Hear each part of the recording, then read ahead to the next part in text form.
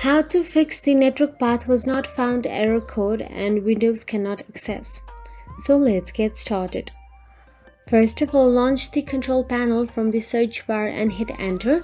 Then under adjust your computer settings, choose programs. Then all you have to do is from the program windows, choose programs and features. Now simply click on the Windows feature on or off at the top left side. Now Windows feature box appears. Scroll down to SMB 1.0/CISF file sharing support and check the box and click OK.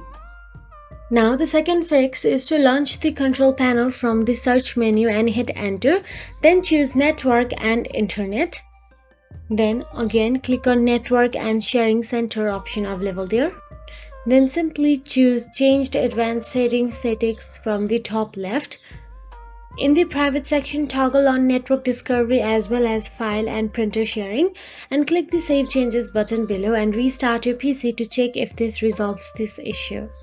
And that is it. If you found this video helpful, please like, share and subscribe our channel, and thank you so much for watching.